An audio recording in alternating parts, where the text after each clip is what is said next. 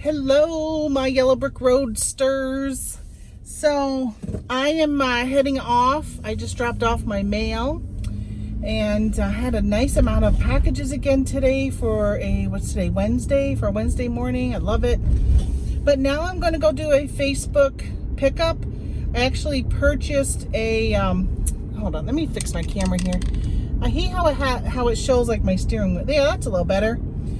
So I'm picking up a Dixie Chicks t-shirt from Facebook Marketplace, paying $2 for it, and a pre-owned shirt.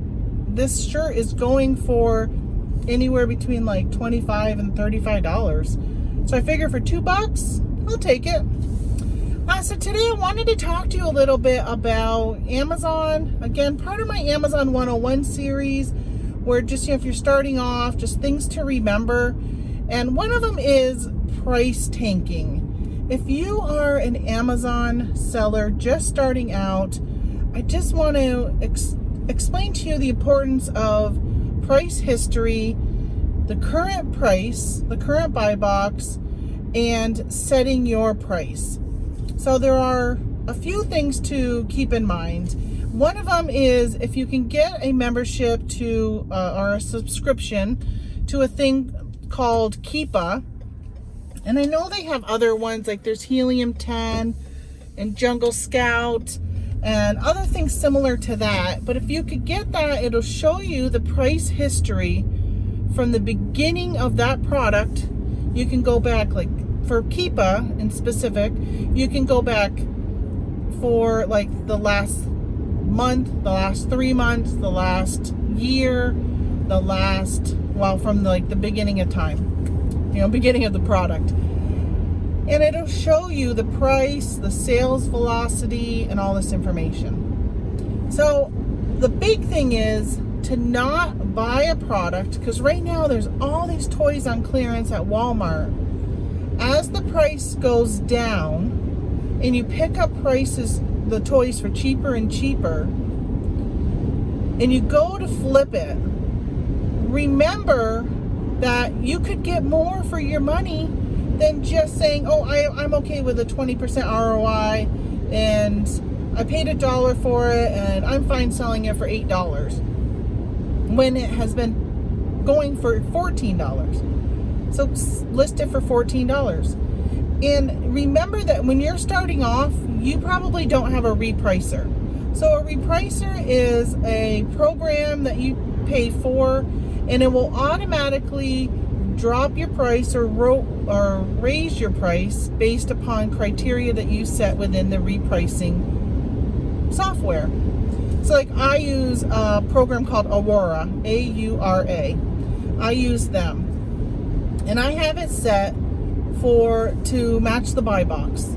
Well, you can have it where it says, don't match the buy box, go down a penny, or go down 5 cents, or a percentage, or whatever, however you set it up. So mine says just match the buy box. So if somebody has something for $22.98, I'm going to match them at $22.98. The problem is there are some programs, let's say you jump on and you put it on for $14. Well, my program would go and match your $14. There are some other programs that would then say, well, I always want to be a penny less than the buy box. And what happens with that is you end up with this competition. If you have somebody else that has the exact same program settings where they're saying, hey, buy box minus 1 cent, well, you're going to have somebody going all the way down where it's going to be $14.99, $14.98, $14.97, $14.96. Like it'll literally sit there and go down and compete with each other until it gets down to whoever's rock bottom price. So if your rock bottom price is a 20% ROI and you paid $1 for something, and after fees and everything, maybe it's $6, let's say, the repricers will sit there, and next thing you know, that price is down to $6. I mean, how is that even like making the best profit for your money if you pay $1 for something and end up making or sell it for $6 when you could have kept it at the $22 price. So that's really important to understand repricers and understand what happens, and watch your listings when you sit there and put a price in because you want to just beat that buy box by a penny so you maybe will win the buy box. Know that whoever you're competing against can have a repricer that's automatically going to adjust to your price. And then when you go back and you see, oh, that one's, matched my price, I'm going to drop it by another penny. And you sit there and just keep going down and down and down. Now, there are things that people will do is, I'm sorry, it just started raining. So hopefully this noise isn't too loud, which I think it might be. I might have to stop. I may have to stop and come back at another time when it's not so loud. But I'm going to keep talking and then I'll just re-record it if I have to. So what you can do is sometimes you can get on a listing and you can use that to your advantage though and say, all right, that person's got one left in stock and maybe they're the only one on the listing. So you're like, okay, they're at 22. I could go 22, but you know what? I'm going to go and put it at 19. And if you see their repricer drops it to 19 or goes 1 penny below you, then you can sit there and get them down to their bottom price. Let them keep the buy box at that bottom price, sell out, and then you jump right back up to the 22 or heck with that. You can even go higher and go, $30 or whatever. So just kind of keep an eye on that and just kind of learn that process and how things work. But just know that it could actually hurt you where you drop the price so low that you end up with a 20% ROI versus 120% ROI, right? So, just make sure that you kind of pay attention to that and how it can affect you.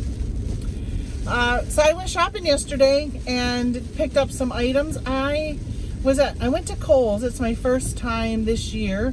I like to source at Kohl's. Normally I can get some good deals. Ended up being that I just missed a big 30% off sale.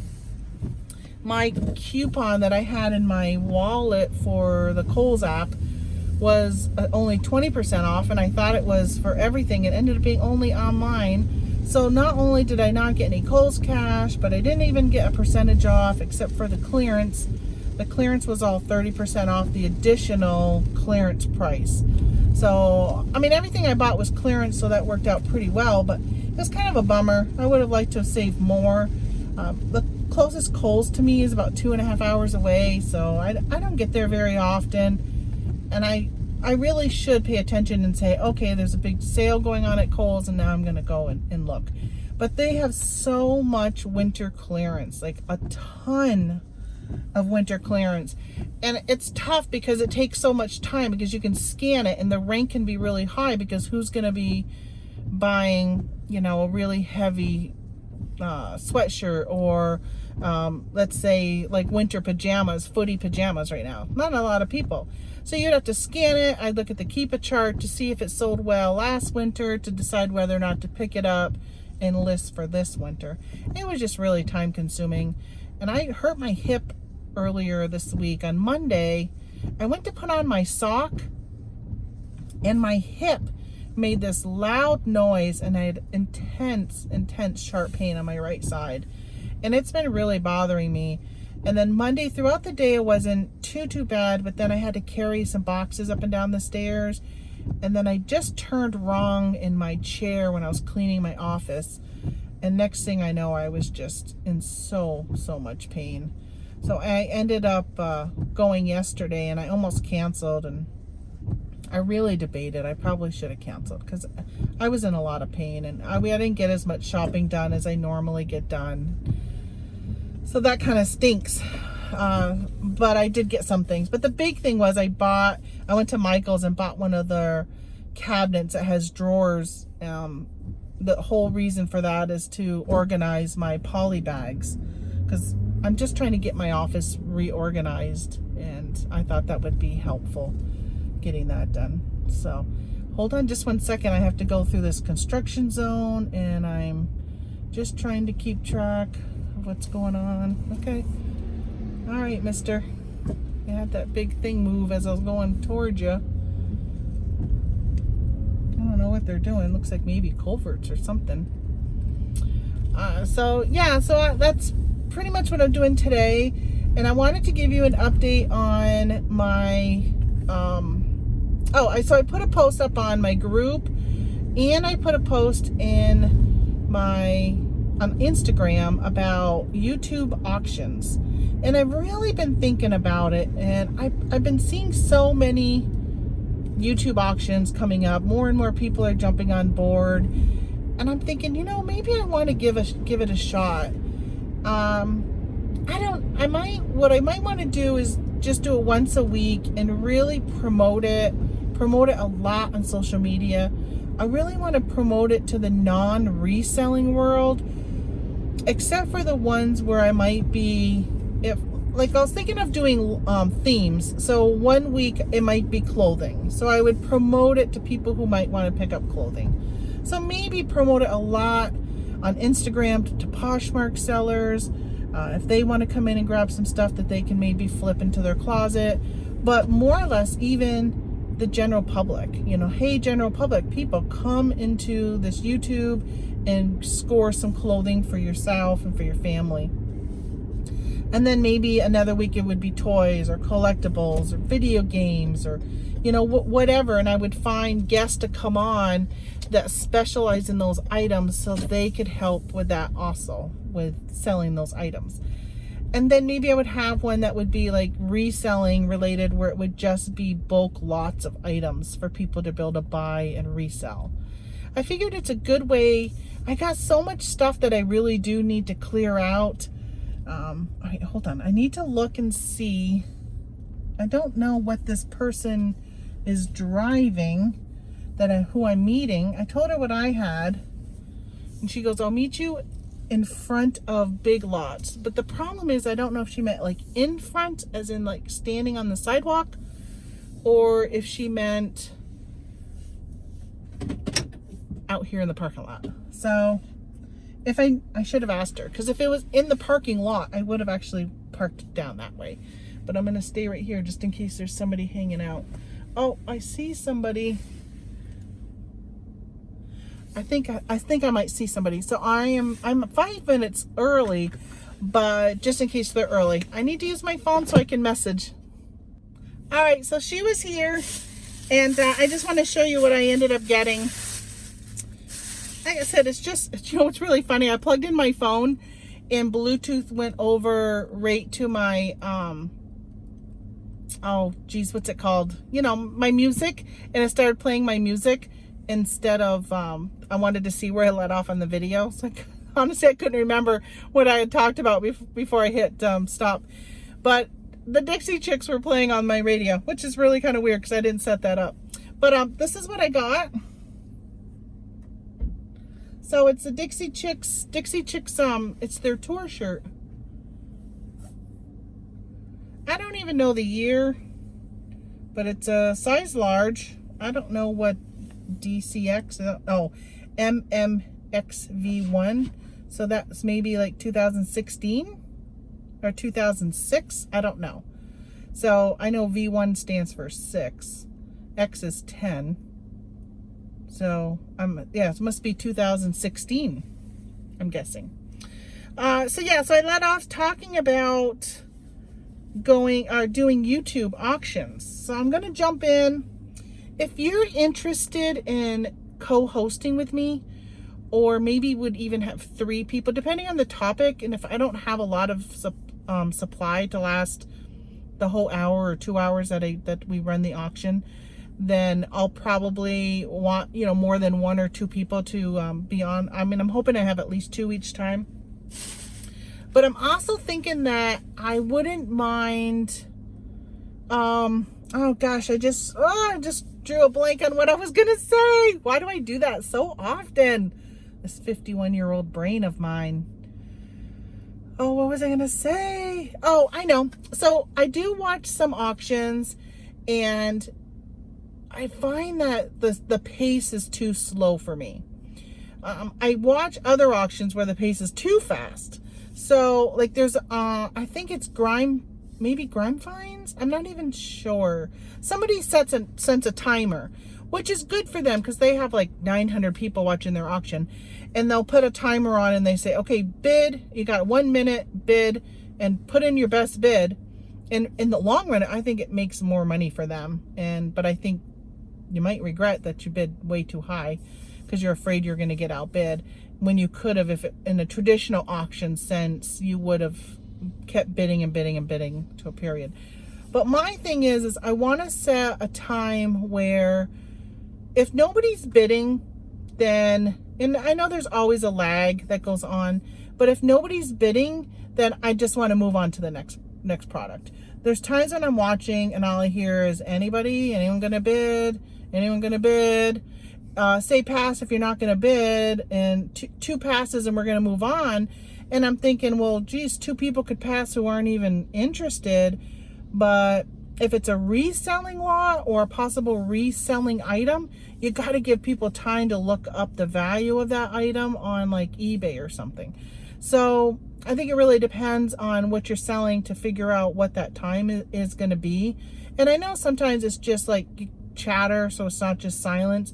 But I do watch, like, I think it's this, is it Storage Pirate or Pirate something? He has auctions and he'll put items up and then he'll just like, it's just silent because he's getting the next item ready while, he'll chitter chatter or whatever. But, it's okay if there's silence, just to give people time to look up stuff and bid if they're interested.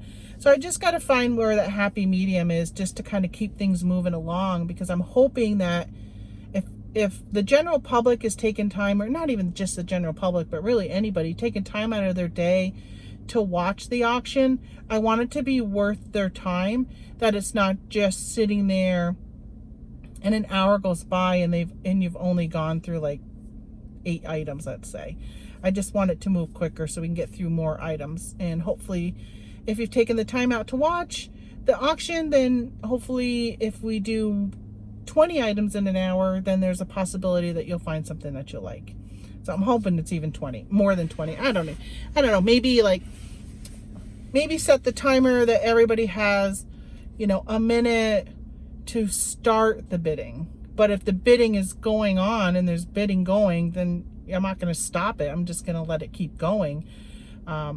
But if nobody has at least said, yeah, they're interested, or hold on, I'm looking it up, or just something, then I'm not going to keep it going. I'm just going to stop and move on to the next item.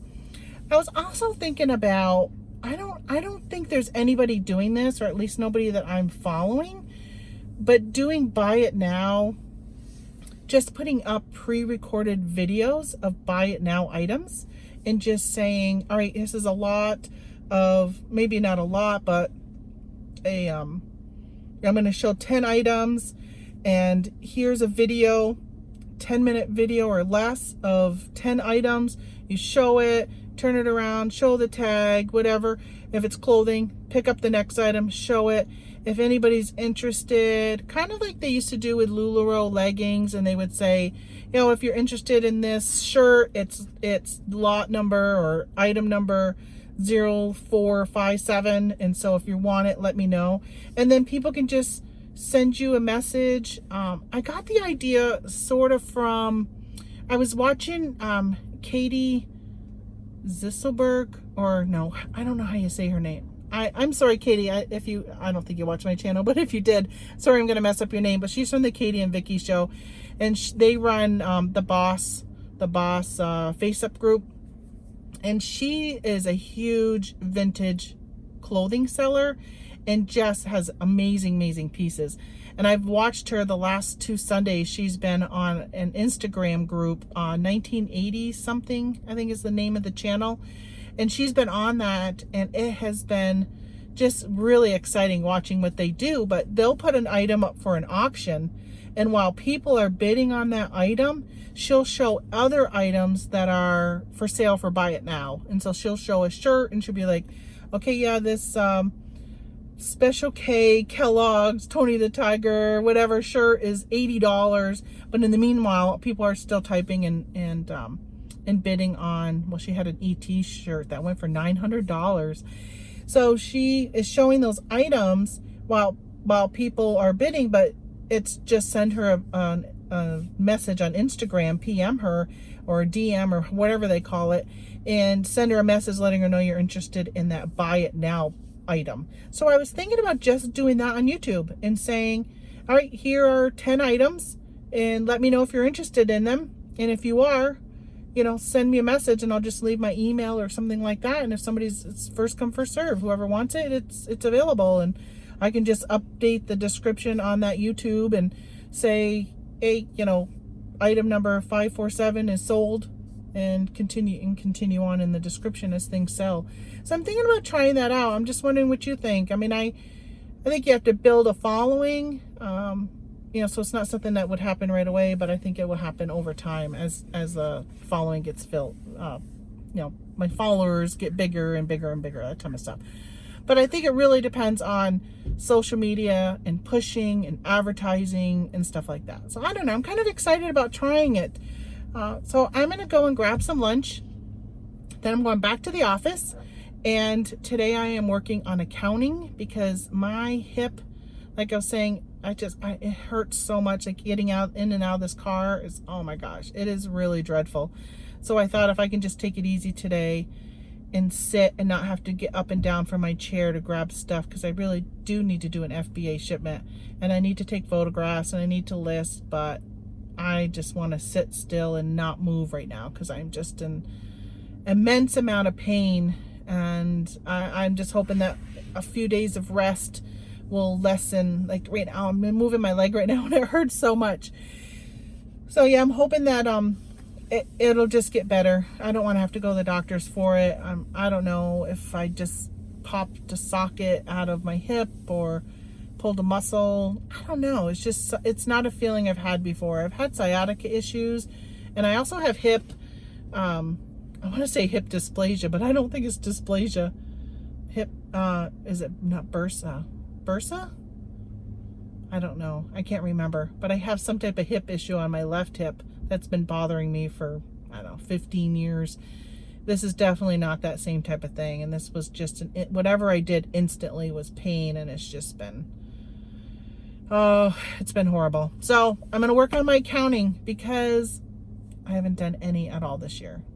And already this morning, I already totaled up my sales for every platform but eBay and Amazon. Of course, Amazon Inventory Lab does all that for me.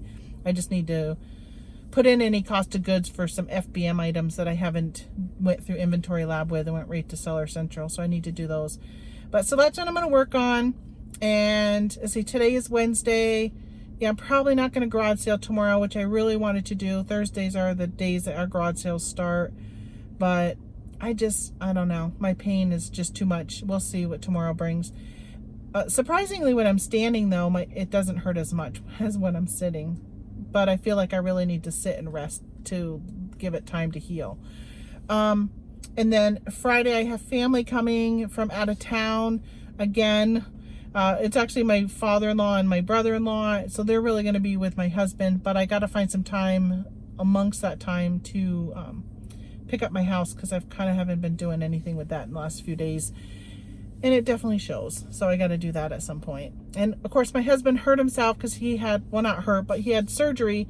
So he isn't much help because he can't do dishes. I mean, everything's only with one hand. He can't use that hand at all. He went to physical therapy yesterday, and she kind of yelled at him because she could see that the swelling is still pretty bad in it, and it really should be going down.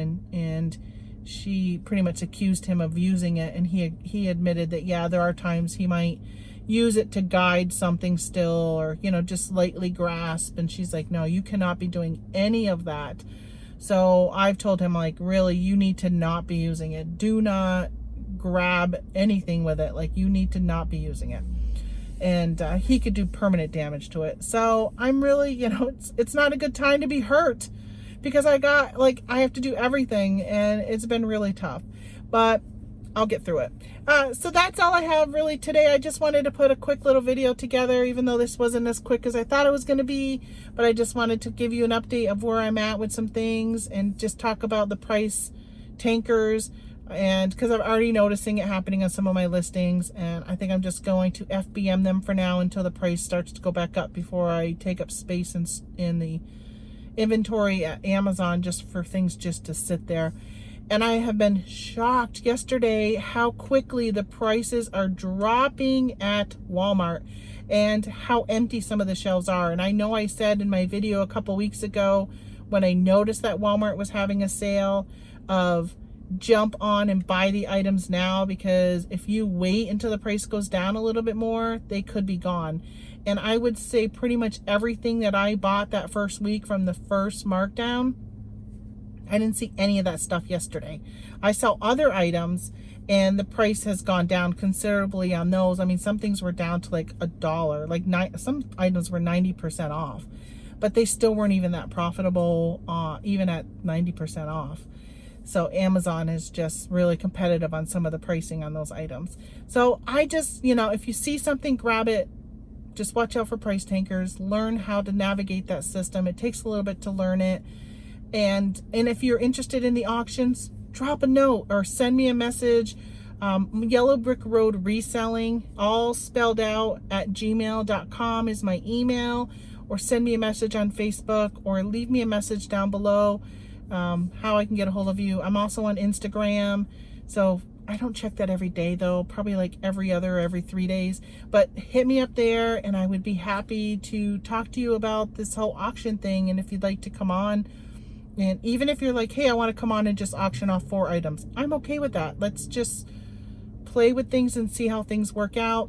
I am thinking of doing it in the evening at 7 p.m., hoping that we can get more people involved. Again, I'm really trying to look at getting some of the general public involved, so it's just not the same YouTube resellers type of thing that we're selling to, that we can maybe draw in a different crowd. And expand the network, expand the type of people who are coming in to buy stuff. So I don't know. I have high expectations. It'll probably take a while to get there, but it's something that is, if you know me and you know this channel, it's something I really am willing, and I commit myself, and I will keep going and do it. So, all right, that's it. Okay, I promise I'm going to be done now because I'm hungry and I want to get home and rest and get my accounting done. So thanks a lot. I'll talk to you guys later. Bye-bye.